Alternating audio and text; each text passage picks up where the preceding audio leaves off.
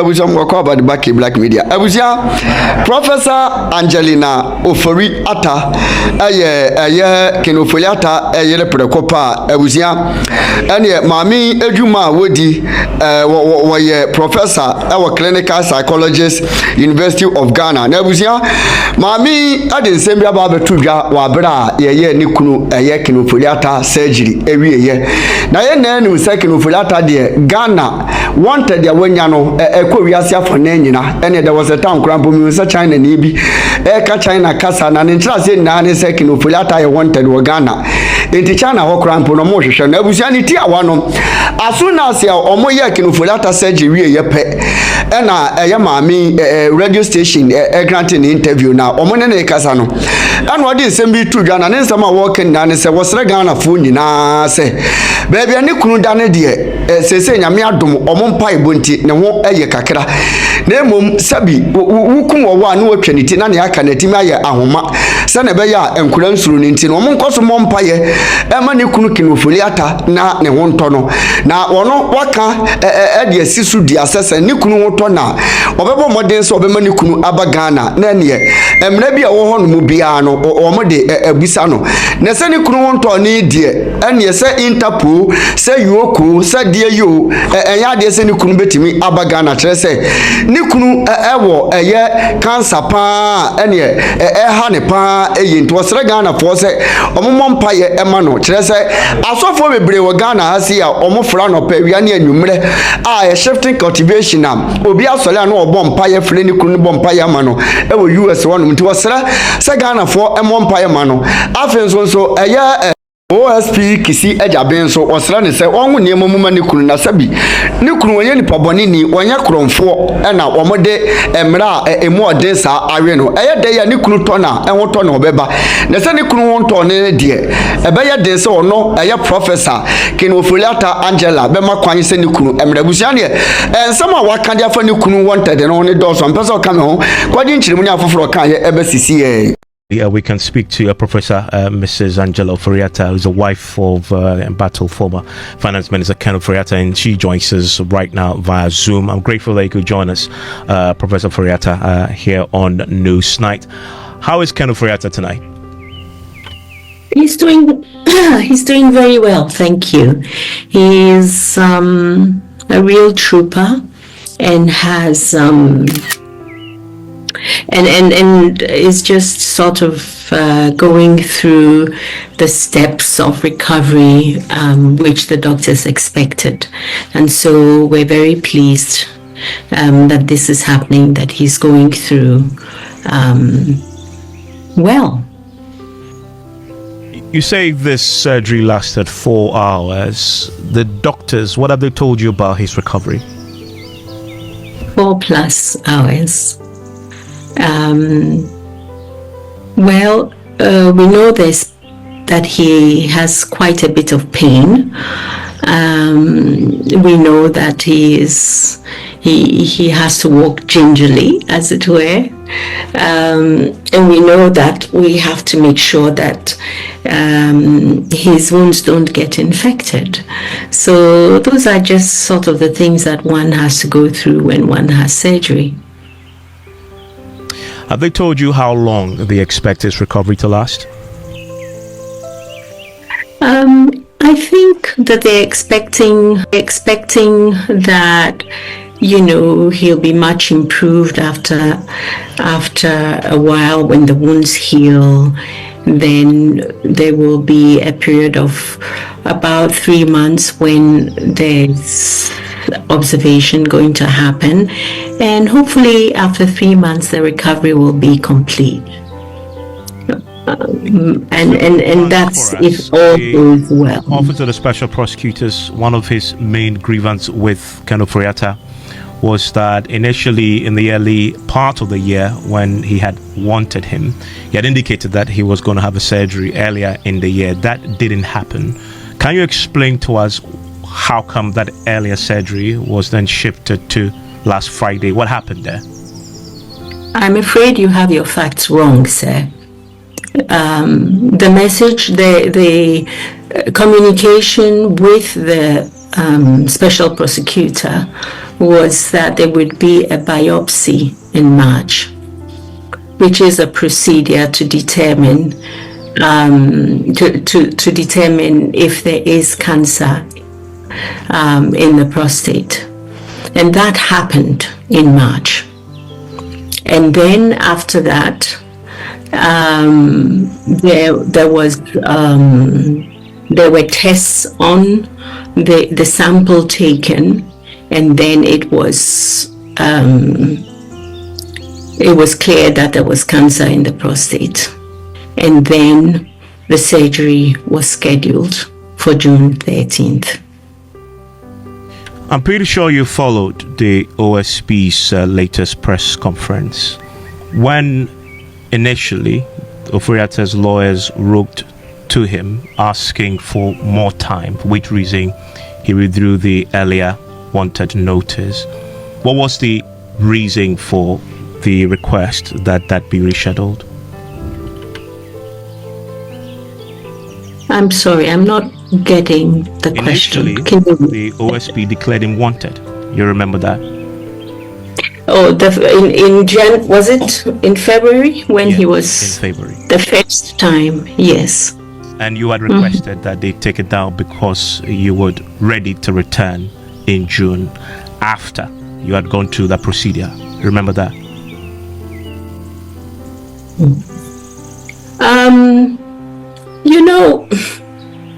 This is a tough question for me to answer, because the very first time we gave the OSP, we had first told the OSP that we would be, we were in the US, we were doing investigations, and therefore we would not be available on the first date he gave us. We had told him that. But he wanted a date by which we should be there to see him. And so, knowing that we would have to do a biopsy, we gave him the possible dates after which Ken would have recovered from the biopsy and we would come. But we always knew that if the results of the biopsy were not good, then he would have to undergo surgery as quickly as possible. So that's what happened.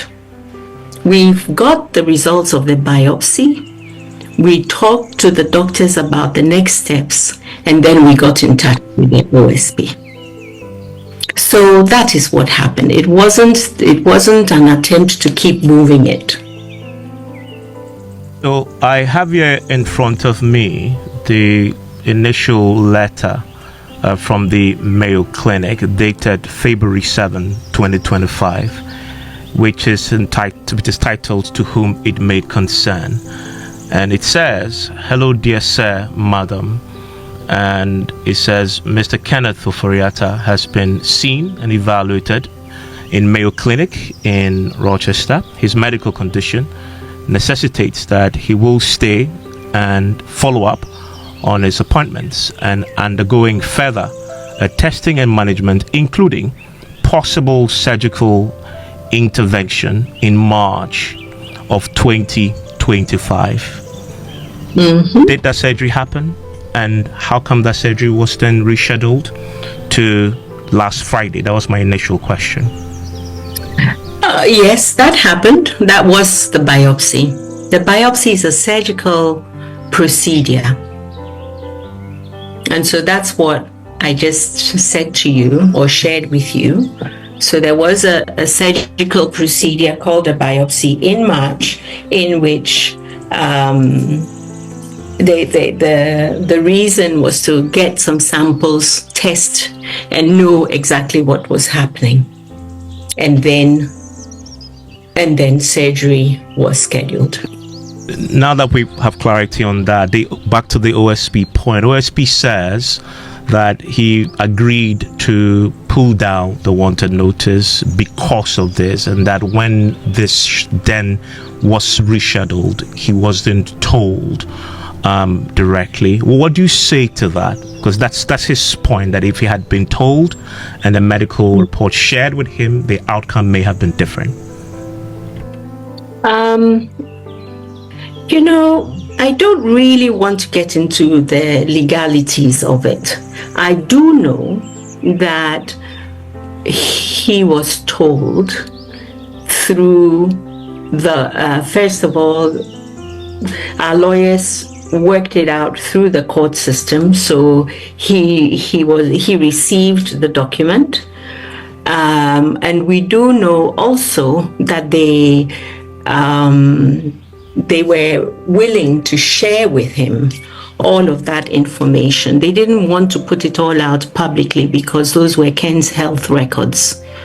And so they asked him if they could come to his office and share that information with them. So that's what I know about the matter. It was in our interest to let him know. Fundamentally, the picture has been painted, and in fact, the OSP had said that he is convinced that Ofori-Atta simply does not want to come and face accountability.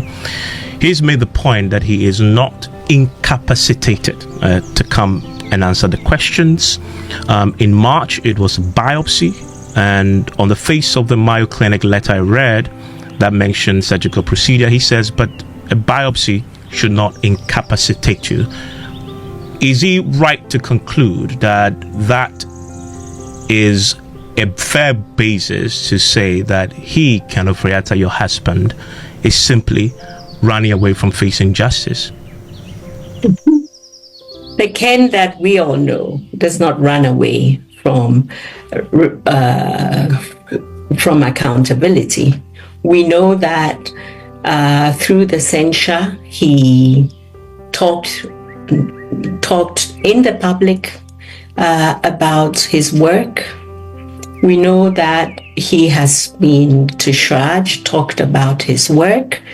This is not a Ken who runs away from accountability. So, no, I ask the public to remember when they've heard him speak, he has not shied away from facing up to issues. It's amazing that we've had to deal with cancer in the last year, that this is the process by which we have hopefully ensured that it doesn't spread. If I were to make the choice, I would make it again. I don't know any wife or any family that would send their loved one to respond to a special prosecutor when they're battling with cancer. So I'm sorry, but these are the things. This is what we have to face. We have to get him well.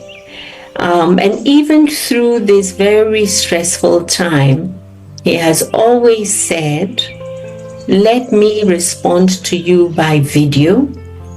It's allowed. Let me do that for you so that I'm not the cause of you delaying your investigation. He said that. He's also said, okay, you can ask my lawyers the questions you want to ask me and we will respond. Whatever information we can give you, we will. So I just don't understand what's going on there. A few circles we need to square here. In February, when the wanted notice was first issued for him, and you wrote for that to be pulled down, as I've gone over that again, you could not have possibly known at the time that he had cancer. So why didn't he just agree to come before the OSP at the time? We were here in the States because of the cancer. But the Mayo Clinic letter just already said at the time he were now about to perform what the Mayo Clinic said, possible surgical intervention in March. You've just explained that when they said that, it meant the biopsy. So you couldn't have known at the time, correct? No, last year we knew that Ken possibly had cancer. So we came, we saw the urologist, we began the process. And they were quite clear that, this was a slow growing one. That's what they thought. And so we came back home quite happy. And then in December, the tests in Ghana revealed otherwise. And so we rushed back and began that process. So the test in Ghana said otherwise, as in confirmed that he didn't have cancer, or did? Yes, the PSA levels were high. So you had gone to the US to, of course, run the biopsy. Thanks, was DGH. No, hang on. Please let me, hang on. We came to the US last year. We realized that the PSA levels were going up last year in August. And then, the clinic said, okay, we'll just we're going to watch this, come back in a few months. Well, in a few months, the PSA had gone quite high. And so we came back. We came back in January and we informed the chiefs of staff, the former chief of staff and the current chief of staff about it. And then we came and did the tests in January. And they're like, okay, this is growing faster than we thought. But we will do the biopsy in March because of the timing. We'll do it in March. And so that's when we got that letter from the Mayo Clinic to say, stay, do your biopsy in March. Could he have come, take and answer the questions and gone back? Would you, if you had cancer, would you leave it and go and meet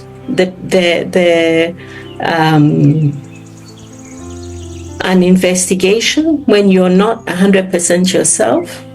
Do you understand the impact of cancer on a person's feelings, emotions, psychology?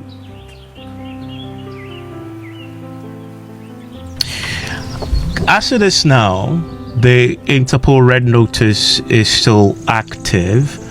How is he dealing? How are you? How is the family, yourself, and Foria? How are you dealing with that? Because there's a possibility now. Last week, the Deputy Attorney General confirmed that they've triggered the processes to formally ask for the USA to cooperate with us in extraditing him back to Ghana. How are you dealing with that? That there's a possibility that any time, if that process goes through, he may be a subject of detention and possibly repatriation, extradition to Ghana. Well, I don't know that any country would extradite someone who's not well. And so I don't know. I know that when he is well and at the appropriate time, we will come. But our lawyers are dealing with the notice. I myself, as the wife of a man who's not been well, I myself don't understand how a prosecutor would do a red alert or cause a red alert to be done over someone who's constantly told you where he is, constantly told you what he's dealing with. So that for me, that is something that I don't understand, and I would like to focus on how we are managing all of that, how he's coping, and how we can surround him with love and prayers and get him to feel to get better. I mean, about how he's feeling, how he's coping. Having a red notice issued for you it's no child's play. How is he coping with that? the fact that the entire world, this has been reported on almost every international wire, the Bloombergs, the BBCs. How is he, considering also that he's just had surgery, how is he coping with that? Well, he's coping with it the same way we've always done, through all of the tribulations, with God in the picture, but just faith and love surrounded by his family. It's just knowing that the Lord will do something with this. We don't know what, but we have faith. Because you're right, it's a difficult thing. It's a very difficult thing. And the children? They've got good heads on their shoulders, and they've got faith as well. So it's a lot of thinking, prayer, and just knowing that there will be a light at the end of the tunnel. When you use that figurative language, what does that look like for you in reality, light at the end of the tunnel? It's a good question. I'm kind of living day by day, making sure that my husband, gets over this, the physical illness and the emotional trauma. So that's what I'm dealing with. And I think for me, that's the first light at the end of the tunnel. The second light at the end of the tunnel is, of course, it's justice. It has to be justice. And right now, I'm just living day to day, making sure that he's better. But when I look at, I want to see the light at the tunnel. I also want to thank the people who are standing with us in prayer, the people who love us, the people we love, and prominent pastors praying with us, calling us. Wari sharing in Krang, as we say in Tree, giving us hope. Will Ken Ofori-Atta return to Ghana to answer the questions that the OSP wants to ask him, and when? As soon as we know when, we promise to let you know. But can you also say he is ready today that when he gets well, he will certainly return to Ghana and answer the questions? The questions he can answer in a week or two. You send him the questions to his lawyers, he can answer. You set up a video meeting in a week or two, he will be able to answer. He will not do anything to interfere or prolong the investigation. And Ghana is home. I don't think there is any other home but Ghana. I know Ghana is home. So why are we holding back on the investigation? Why will he not give the video? The special prosecutor says they have a warrant to arrest him. I'm not going to speak to the special prosecutor's issues. I just want people to know that Ken's been through the surgery. He is doing well. And when he is able to and his doctors give him the go ahead, of course, at the appropriate time, he will come. But why are we keeping the investigation not going on? Why? You've just made the point that at the appropriate time, he will come. Is that a firm yes, that when he gets better, he will come and answer the questions physically himself here in Ghana? Ghana is home. Ghana is home. In your previous statement, you use words like vendetta. You believe the OSP has won against your husband? Evans, I don't want to talk about that. I think all I want to say is there's so much I don't understand about this process. And I want to thank people for standing with us. And Ghana, I just want to leave you with the understanding that Ghana is home. And when their time is right, he can come.